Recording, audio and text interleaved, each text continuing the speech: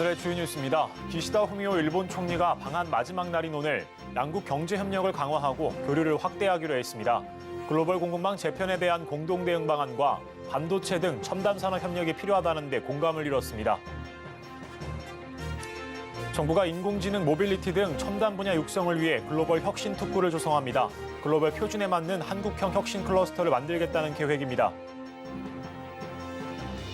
부동산 규제 완화 효과가 속속 나타나고 있습니다.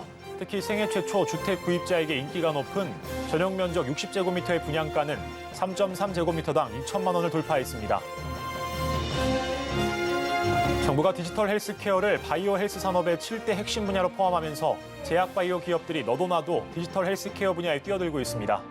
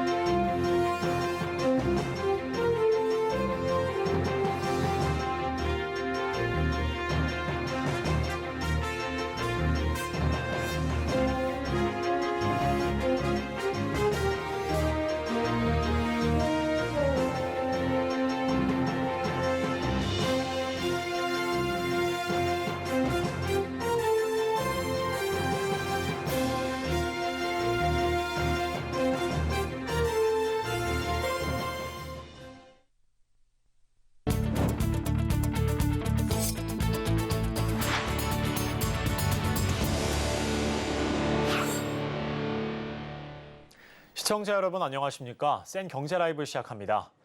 기시다 후미오 일본 총리가 방한 마지막 날인 오늘 한국 경제인들과 만나 양국 경제 협력을 강화하고 교류를 확대하기로 했습니다. 한일 관계 악화로 3년간 막혔던 경제 협력이 이번 셔틀 외교로 물꼬를 틀 것으로 기대됩니다. 김효진 기자입니다. 한국과 일본이 정부를 넘어 민간 기업들과도 경제 교류를 활성화하기로 뜻을 모았습니다. 기시다 후미오 일본 총리는 오늘 우리경제 6단체장과 서울 소공동 롯데호텔에서 비공개 간담회를 갖고 양국 경제 협력을 논의했습니다. 양국은 미국이 주도하는 글로벌 공급망 재편에 공동 대응할 필요성이 있다는 데 뜻을 모았습니다. 여기에 제3국 진출을 위한 양국 협력을 강화하고 광물 자원과 에너지 분야에서 협력을 강화하기로 했습니다. 기시다 총리는 이 자리에서 한일 간 협력에 있어 기업이 먼저 나서줬으면 좋겠다고 말했으며 이에 한국 경제단체장들은 한일 기업 간 교류에 일본 정부가 적극 협력해달라고 답했습니다. 최태원 대한상의 회장은 지금은 양국 협력이 필요한 분야가 어느 때보다 많다며 일본 기업인들의 한국 방문과 협력을 위한 적극적인 관심을 부탁했습니다. 전날 윤석열 대통령과 기시다 총리는 정상회담을 갖고 한국 반도체 제조업체와 일본 소부장 기업 간 공조를 강화해 반도체 공급망을 구축하기로 했으며 수출 절차 간소화 혜택을 주는 화이트리스트에 양국을 서로 재지정하기로 했습니다. 또한 우주, 양자, 인공지능, 디지털 바이오, 첨단 과학기술 분야 공동연구 등의 협력 추진도 논의했습니다. 이번 셔틀 외교로 한국과 일본의 경제 협력 의지를 확인한 가운데 글로벌 공급망 재편 환경에서 양국의 공동 대응 행보가 주목됩니다. 서울경제TV 김유진입니다. 정부가 인공지능, 모빌리티 등 첨단 분야 육성을 위해 글로벌 혁신 특구를 조성합니다. 글로벌 유니콘 육성을 통해 지역 경제 활성화, 해외 시장 선점에 나서겠다는 계획인데요. 윤혜림 기자입니다. 중소벤처기업부가 오늘 글로벌 혁신특구 조성 방안을 발표했습니다.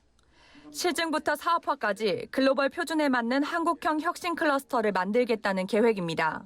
글로벌 시장에서 해외 기업들과 경쟁할 수 있도록 환경을 조성하는 것이 아주 시급한 일이라고 생각을 합니다. 이에 중소벤처기업부는 창의적인 도전을 위한 기회의 플랫폼을 만들기 위해서 글로벌 혁신특구를 조성해 나갈 계획입니다. 글로벌 혁신특구는 첨단 분야의 신제품 개발과 해외 진출을 위해 규제, 실증, 인허가 등 글로벌 표준에 맞는 제도가 적용되는 구역입니다. 이를 위해 중기부는 법률이나 정책에서 금지 사항이 아니면 모두 허용하는 네거티브 규제 방식을 국내 최초로 시행하겠다고 밝혔습니다. 미국 인증기관인 UL솔루션스와 협력해 국내에서 실증이 허용되지 않는 첨단 기술 분야의 미국 실증과 기술 혁신도 지원합니다. 중기부는 수출 맞춤형 해외 인증 지원, 안전성 입증 즉시 제도 등을 도입하고 기업 부담 완화를 위해 신산업 보험 상품을 개발한다는 방침입니다. 또한 글로벌 혁신 특구 입주 기업의 글로벌 진출과 스케일업을 위한 종합 지원 체계를 가동합니다. 이영 중기부 장관은 실질적인 현장의 변화를 위해 글로벌 스탠다드에 준한 규제 개혁안을 만들려고 노력했다며 놓치고 있는 부분을 보완해 최종 정책에 반영하고 첨단 기술 기반 유니콘이 육성될 수 있도록 지원하겠다고 밝혔습니다. 서울경제TV 윤혜림입니다. 올해 분양 경기 침체 속에서도 전국 아파트 분양가는 상승한 것으로 나타났습니다. 특히 소형 아파트의 분양가는 2천만 원을 돌파했습니다. 서청석 기자입니다. 올해 들어 생애 최초 주택 구입자에게 인기가 높은 전용 면적 60제곱미터의 소형 아파트 분양가가 3.3제곱미터당 2천만 원을 돌파했습니다. 청약홈에 공개된 아파트 청약단지 분양가에 따르면 올해 들어 4월까지 전국 아파트 평균 분양가는 3.3제곱미터당 1,699만 원으로 집계됐습니다. 지난해 평균 1,521만 원 대비 11.7% 오른 수치입니다. 특히 전용 면적 60제곱미터의 소형 아파트 분양가 상승폭이 컸습니다. 올해 전국 전용 60제곱미터 이하 아파트의 평균 분양가는 3.3제곱미터당 2,349만 원을 기록하며 2천만 원을 돌파했습니다.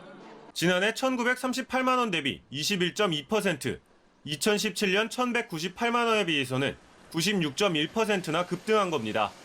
아파트 분양가 상승은 최근 자재비, 인건비 등 공사비 상승과 고금리 여파에 따른 것으로 분석됩니다.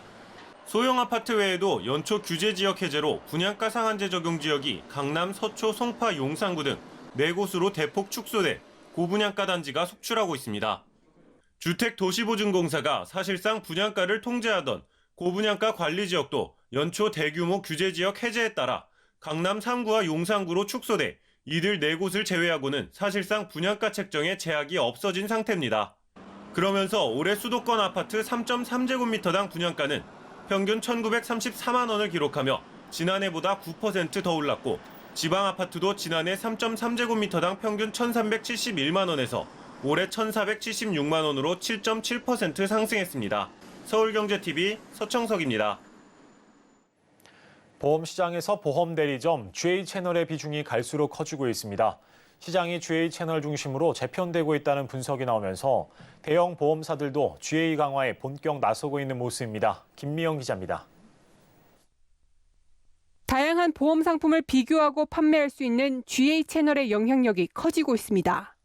보험 통계 정보 시스템 등에 따르면 보험 판매 채널 가운데 GA 비중은 지난해 6월 기준 생명보험과 손해보험이 각각 36.2%, 48.2%로 집계됐습니다. 5년 전보다 각각 14%, 5% 넘게 늘었습니다. 설계사들도 영업에 더 유리한 GA 채널로 몰리고 있습니다.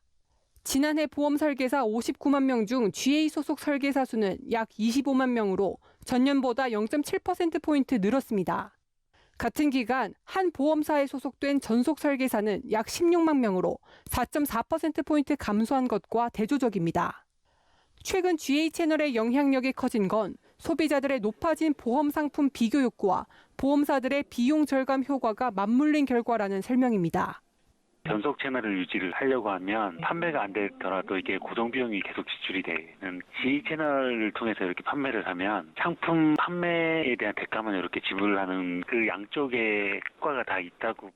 이런 흐름을 따라 앞으로 보험 판매 시장은 GA를 중심으로 재편될 거라는 게 업계 내 관측입니다. 이에 따라 한화나 미래에셋생명 같은 대형 보험사들은 기존 전속 설계사 조직을 분리해 자체 GA 자회사들을 설립하는 데 이어 최근엔 GA 조직을 강화하거나 기존 대형 GA 업체들과 손잡는 등 시장 선점에 주력 중입니다. 단순한 보험 판매를 넘어 상조, 부동산, 헬스케어 등 부수 업무도 넓히고 있는 GA들. GA들은 앞으로 개인 자산 관리 등 맞춤형 서비스들을 제공하는 형태로 커지며 영향력을 계속 키울 것으로 전문가들은 전망하고 있습니다. 서울경제TV 김미연입니다.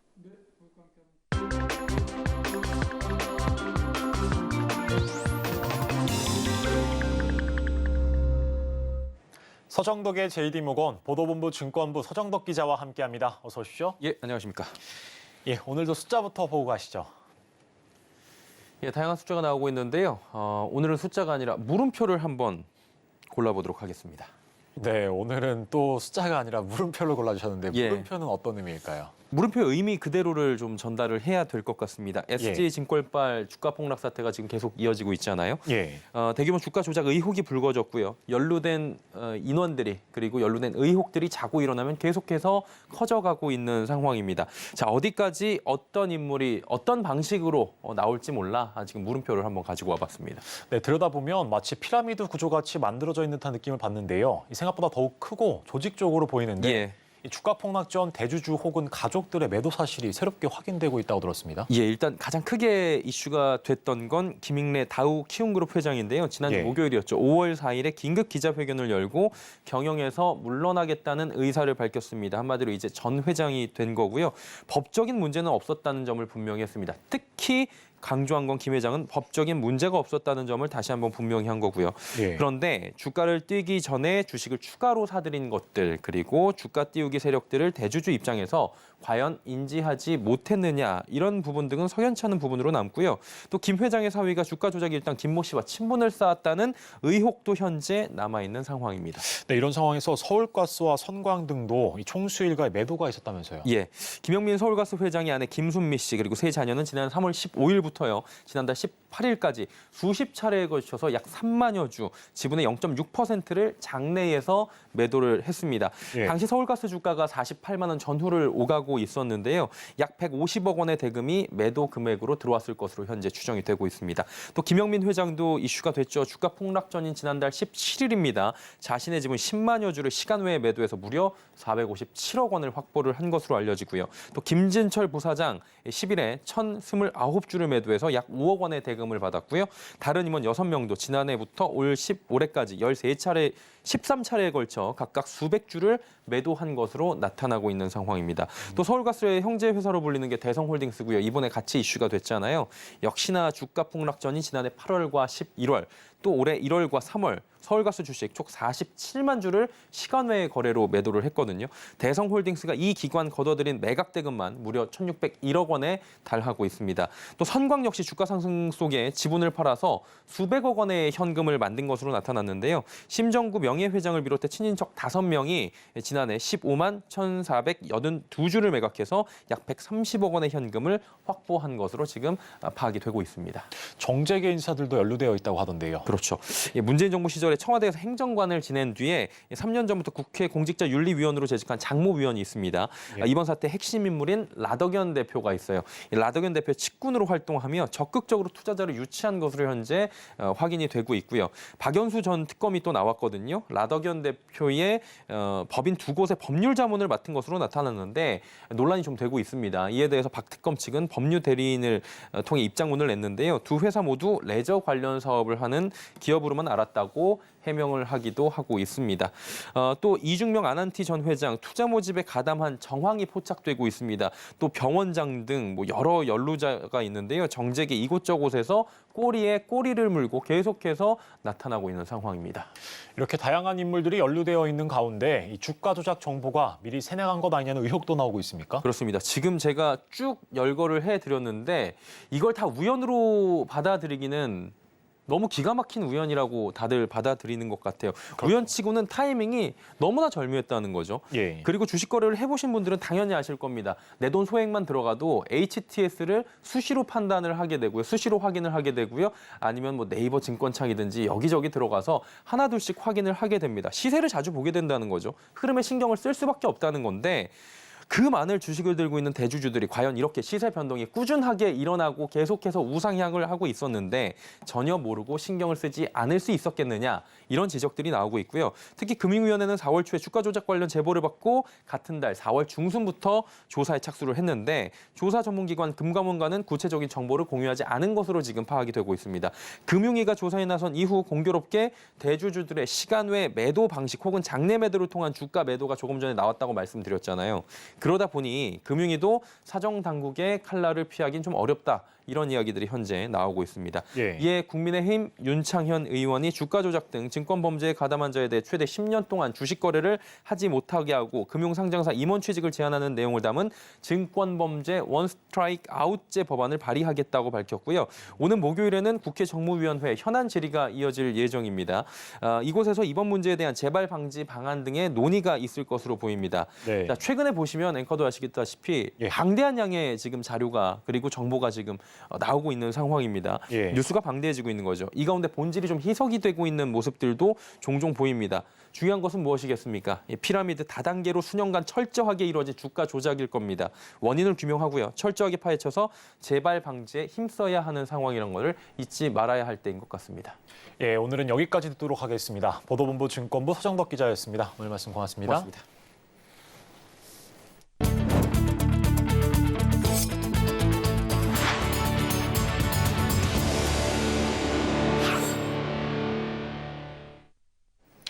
은행권 예금금리 하락세가 지속되면서 자금 이탈이 계속되고 있다는 보도 여러 번 전해드렸는데요.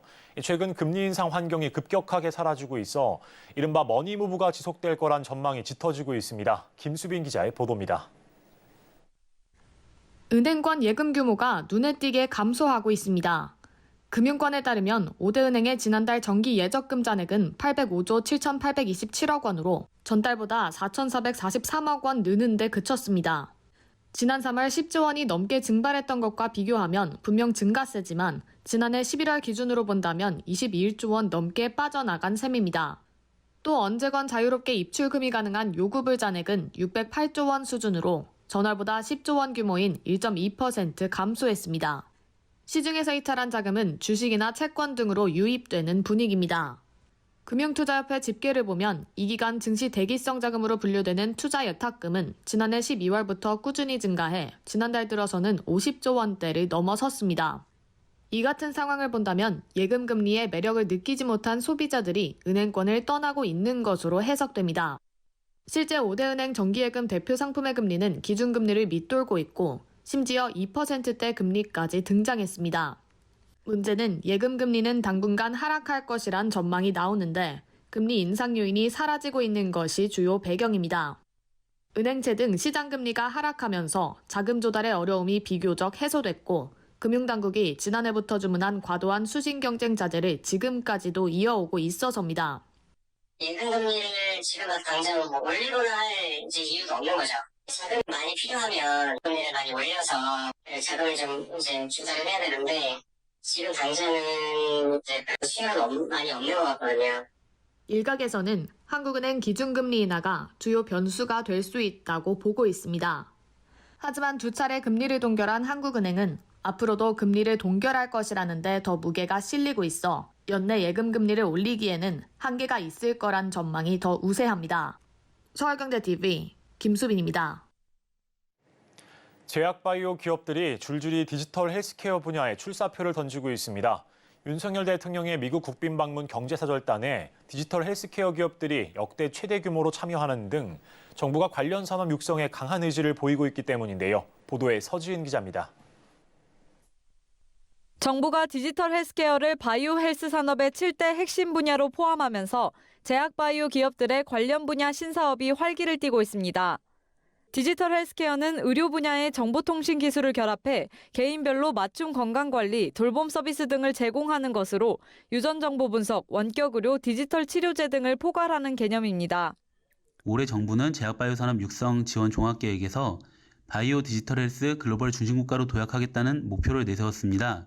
또한 이달 초 식약처는 FDA와 디지털 헬스 분야 협력학서를 체결해 향후 글로벌 규제 조화가 강화될 것으로 기대됩니다. 디지털 헬스케어 산업은 꾸준한 성장세를 보이고 있습니다. 글로벌 시장조사기관에 따르면 전 세계 디지털 헬스케어 시장 규모는 2020년부터 2027년까지 연평균 18.8%씩 성장할 것으로 예상됩니다. 이에 발맞춰 바이오 업계는 디지털 헬스케어 분야에 대한 연구 개발을 지속하고 있습니다. SK바이오팜은 디지털 헬스케어 프로젝트 제로를 개발 중입니다. 제로는 5가지 디바이스로 뇌파, 심전도, 움직임 데이터를 실시간으로 수집해 뇌전증 환자의 발작을 예방하는 데 초점이 맞춰져 있는 프로젝트로 5가지 디바이스에 대한 임상시험이 진행 중입니다. 유전체 분석업체 마크로젠도 올해 플랫폼을 출시할 예정입니다.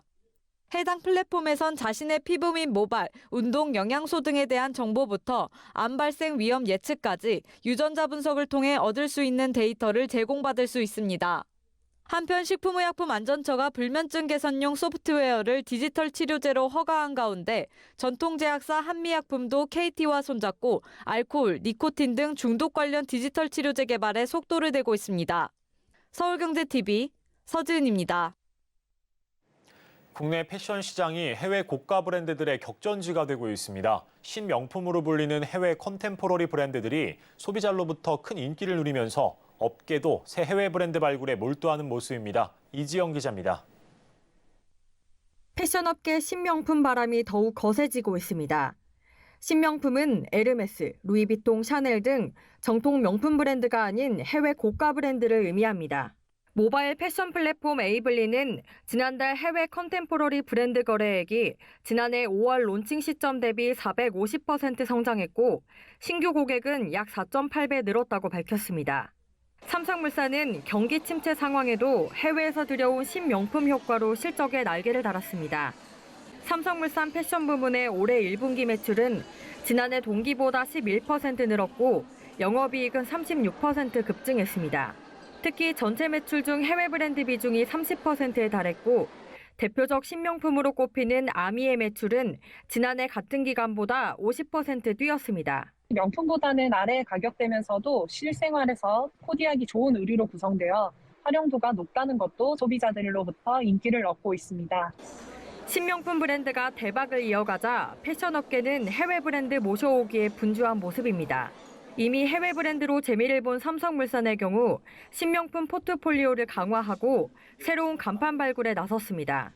또 한섬은 올 초 스웨덴 패션 브랜드를 국내에 선보였고 올해 하반기까지 해외 패션 브랜드 수를 20여 개로 늘릴 계획입니다. LF도 지난 3월 프랑스 디자이너 브랜드를 국내에 들여오며 수입 브랜드 포트폴리오를 강화하고 있습니다. 서울경제TV 이지영입니다. 한국개발연구원은 최근 한국 경제의 부진이 지속하고 있다고 진단했습니다. 다만 내수 부진 완화에 힘입어 급격한 하강세는 다소 진정되는 모습이라고 평가했습니다. 한국전력공사가 오는 2036년까지 송변전 설비에 총 56조 5천억 원을 투자한다고 전했습니다. 최근 증가하는 전력 수요에 맞춰 송변전 설비를 신설 보강한다는 방침입니다. 지난 1월에 이어 오늘 두 번째 카카오톡 접속 장애가 발생했습니다. 카카오톡은 오후 1시쯤 19분간 메시지 송수신 장애를 일으켰으며 긴급 점검을 통해 현재는 복구된 상태입니다. 경찰이 코스닥 상장사 주가 조작 사건과 관련해 유진투자증권 본사 사무실을 압수수색했습니다. 유진투자증권 직원 A씨는 주가 조작에 관여했다는 혐의를 받고 있는 것으로 알려졌습니다.